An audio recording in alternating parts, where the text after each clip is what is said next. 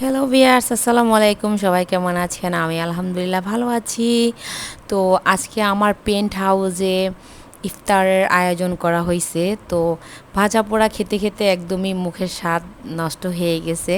তো ভাবলাম যে একটু ব্যতিক্রমী কিছু করা যাক। তো আমরা তো সচরাচর ইফতারিতে বিরিয়ানি আমরা খেয়েই থাকি। তো ভাবলাম যে আজকে বিরিয়ানি রান্না করব। তো এইখানে মাংস, পোলাওয়ের চাল সব কিছু মিলিয়ে প্রায় 12-13 কেজির মতো আয়োজন করা হয়েছে। তো রোজা রেখে একদমই সবার অবস্থা খুবই খারাপ। আর এমনিতেও মানে আজকের ওয়েদারটা মোটামুটি একটু গরমই মনে হচ্ছে। তো আমার পেন্ট হাউস আপনাদেরকে দেখালাম, মিলাদটা দেখিয়েছি। আসলে ওই রকমভাবে এখনও কোনো কিছু করা হয়নি, আস্তে আস্তে সব কিছু করা হবে। আর এখানে আমার ওই রকমভাবে থাকা হয় না, হবেও না। আমার যখন ভালো লাগবে না তখন এসে আমি মাঝে মাঝে মানে এখানে একটু বেরিয়ে যাব আর কি। আর এবার অনেকেই আমাকে যারা পার্সোনালি চিনে জানে, আমার ব্লগ দেখে, আপু আপনার ঈদ বাজেট কত, বা এবার ঈদে আপনার কি কি থাকছে।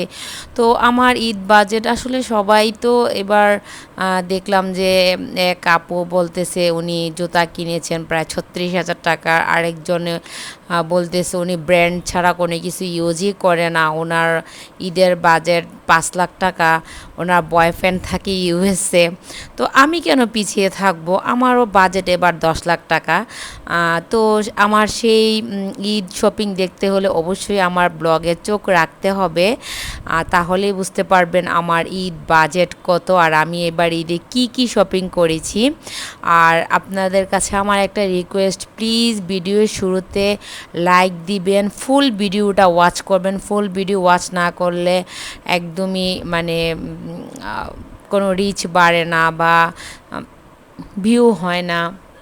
আমি তো হরহামেশা আপনাদেরকে বলি যে প্লিজ একটা লাইক দিয়ে ভিডিওটা ফুল ওয়াচ করবেন। আর যারা সাবস্ক্রাইব করেছেন তাদেরকে অসংখ্য ধন্যবাদ, যারা করেননি তাদেরকেও ধন্যবাদ, আশা করি করবেন। তো এই যে আমার বোন এখানে মাংসটা মেখে নিচ্ছে বিরিয়ানির জন্য। তো আসলে আমরা রান্নাটা শুরু করেছি একটু লেট হয়ে গেছে আমাদের, মানে 3টার দিকে। আর এবার তো মাশাল্লাহ রমজানটা মানে ইফতার খুবই তাড়াতাড়ি হচ্ছে, সেহরিও মাশাল্লাহ খুব মানে লাস্ট মিনিটে হচ্ছে, যেমন 4টা আগে যেমন 3:30-3টার দিকে করতে হতো। তো এই যে বাহিরের দৃশ্যটা মোটামুটি আকাশটা একটু কেমন যেন মেঘলাচ্ছন্ন, গরমও লাগছে। তো সব কিছু মিলিয়ে এখানে আমি পোলাওটা রান্না করতেছি। অলরেডি আমাদের এক পাতিল বিরিয়ানি রান্না করা হয়ে গেছে, ওটা আমার বড় বোন রান্না করেছে। আর আমাকে এক পাতিল রান্না করার দায়িত্ব পড়েছে। তো আমি ভাবলাম যে আসলে যদি একবারে নাই করি তাহলে তো হয় না, করতে হবে, যেহেতু আমার বাসায় সবাইকে আমি ইনভাইট করেছি। তো এইখানে আমি ওইখান থেকে এক পাতিল পোলাও রান্না করতেছি আর সালাদ টালাদ রেডি করে হচ্ছে। তো এইখানে আসলে সবাই যারা এসেছে মোটামুটি আমরা মিলেঝিলে কাজ করতেছি, কারণ নতুন বাসা, এখানে যেহেতু থাকা হয় না, এটা থাকলে ওইটা নাই, ওইটা থাকলে এটা নাই। তো এক পাতিল রান্না হয়ে গেছে এখানে, যাদেরকে আমি দেব, যেমন আমাদের মানে বাসার দারোয়ান, ওনাকে দিতে হবে। তো আমি আপাকে বললাম যে আপনি এটা দিয়ে দেন। আর যাদেরকে যাদেরকে দিতে হবে তাদেরকে মানে বলে করে বা ইয়েতে করে দিয়ে দিচ্ছি, ইফতারের টাইমও হয়ে গেছে। তো এটা আমার মা মানে উপরে, আমি যেহেতু আমার পেন্ট হাউসটা 6 তলায়, তো উনি উপরে উঠতে ওনার একটু কষ্ট হয়ে যায়, তো ওনার জন্য নিচে পাঠিয়ে দিচ্ছি দোতলায়। তো সবাই মিলেমিশে না ইফতার করলে আসলে সত্যি কথা রমজানের মজাটাই আমার মনে হয় যে সবাই একসাথে বসে ইফতার করা বা সেহেরি করা। আর এখানে যে ওই পাতিলে দেখছেন যাদেরকে দেওয়া দরকার দিয়ে দিছি, আর এখন 2টা পাতিল একসাথে আমরা অ্যাড করে ফেলবো, করে তারপরে দমে রেখে দিব, যেহেতু হাতে আরও কিছুক্ষণ সময় আছে। আর এই যে আমার অবস্থা দেখুন, আমি যেহেতু একটু সিক, তো এলোমেলো অবস্থায় আর কি আছি। যাই হোক, সবাই ক্ষমা দৃষ্টিতে দেখবেন।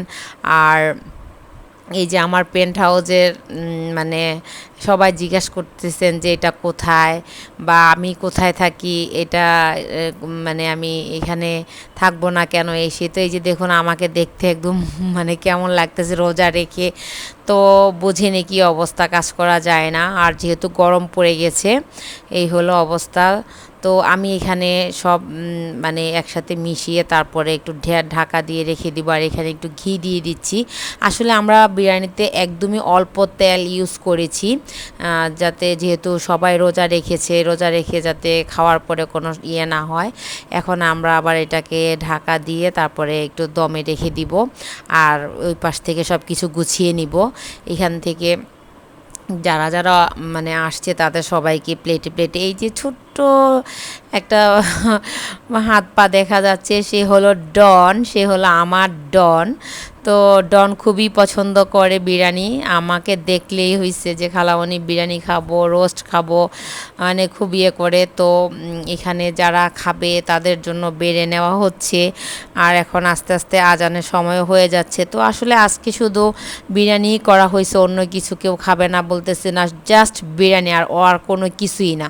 মানে রোস্ট করতে চাইছি, বলতেছে যে না বিরিয়ানি খাবো। আর আমার বাসায় একটা কি যে বিরিয়ানি রান্না করলে না সবাই ওই যে রাইসটাই খেতে চায়, কেউ মানে এটার সাথে যে মাংস থাকে সেটা কেউ খেতে চায় না, শুধু রাইসটাই সবাই খেতে চায়। তো এই যে আস্তে আস্তে এই যে টুনটুনি পাখিগুলা চলে আসছে, এরা হলো যে আমার বোনের মেয়ে। তারপরে আমার বোন সবাইকে বেড়ে দিচ্ছে, কে কতটুকু খাবে। সবাই বলতেছে যে বিরিয়ানির গন্ধে তাদের অনেক ক্ষুধা লেগে গেছে। তো ইনশাল্লাহ মাঝে মাঝে আমার এই পেন্ট হাউসে এখন আপনাদের সাথে দেখা হবে। এখানে আমি এখন থেকে ভিডিও করব বা ব্লগ যেটাই করি না কেন আপনাদের সাথে ইনশাল্লাহ শেয়ার করব। তো আজান এখন মোটামুটি আজানের টাইম, আজান দিচ্ছে। তো আমাদের কাজ এখনও কমপ্লিট হয় নাই। এখন এই যে বাচ্চাগুলি খাওয়া শুরু করতেছে, আমরাও মানে আজান দিয়ে দিয়েছি, এখন আমরা খাচ্ছি।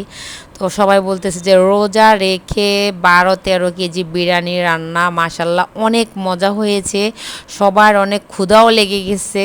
তো রোজা রেখে কেউ ভিডিওর সামনে আসতে চাচ্ছে না, বলতেছে যে এভাবেই ভিডিওটা করি যাতে করে কারো ফেস না দেখা যায়। আমি বললাম যে ঠিক আছে, করব না। তো ওই পাশ থেকে সোফায় আরও অনেকে বসে আছে, ওরা তো একদম টোটালি ভিডিওর সামনে আসবে না। তো আমার প্রথম দিনের পেন্ট হাউসের আর ইফতার পার্টি গেল। তারপরে হলো যে পরের দিন এখানে 2 দিনের ভিডিও একসাথে ছাড়া হয়েছে। তো এই যে দেখুন আমার কি অবস্থা, গরমে রোজা জড়জীর্ণ অবস্থা হয়ে আছি। তো এই দিন হয়েছে কি যে ও বললো যে যেহেতু আগের দিন আমরা বিরিয়ানি খেয়েছি, আজকে আমরা একদমই হালকা পাতলা খাবো। সবার একই কথা, সাদা ভাত আর হলো যে দেশি মুরগির ঝোল খাবে।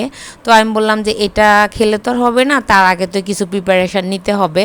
তো এইখানে আমি বাঁধাকপি, তারপরে হলো যে ডাল দিয়ে এই পাকোড়াটা আমার খুব মজা হয়, আমি বানালে সবাই খুব পছন্দ করে।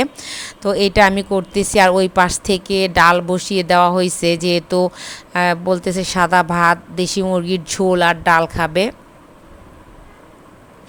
তো আমি এই যে ভাজতেছি, আর আমার ছেলে আমাকে ভিডিও করতেছে, আম্মু তুমি কি বিরক্ত? আমি বললাম যে না, আমি অনেক খুশি, অনেক খুশি, কারণ সবাইকে নিয়ে ইফতার করার মজাটাই আলাদা। তো ডালটা বসিয়ে দিয়েছি, কারণ গ্যাসের একটু প্রবলেম হয়েছিল।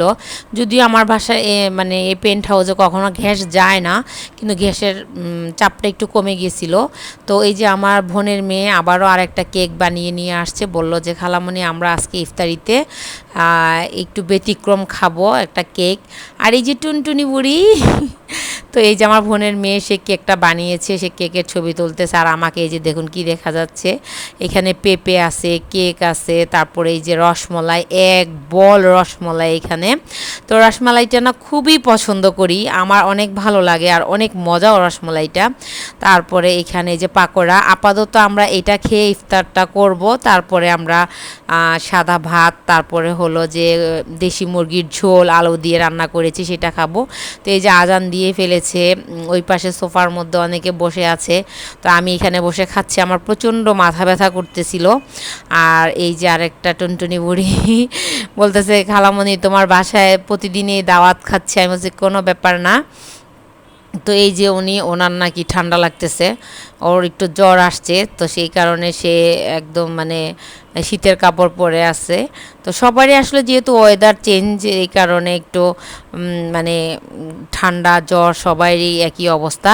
তো এখানে আমরা কেক কেটে নিচ্ছি। আর আজকের ইফতারটা আসলে না অনেক মজা হয়েছে, কারণ এতদিন যাবৎ তো ভাজাভাজি খেয়েছি, তারপরে হলো যে কালকে বিরিয়ানি খেলাম, তারপরের দিন হলো এই যে কেকটা। তো আমি আসলে ওর হাতের, আমার বোনের মেয়ের হাতের কেকটা আমার খুবই পছন্দ, আর ও মাশাআল্লাহ অনেক মজা করে কেক বানায়।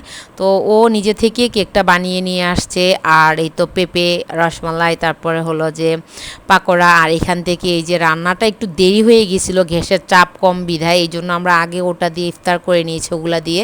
আর এখন এই যে আমার রান্না শেষ, এখানে প্রায় 6 কেজির মতো মুরগির মাংস আলু দিয়ে ঝোল করে নিয়েছি।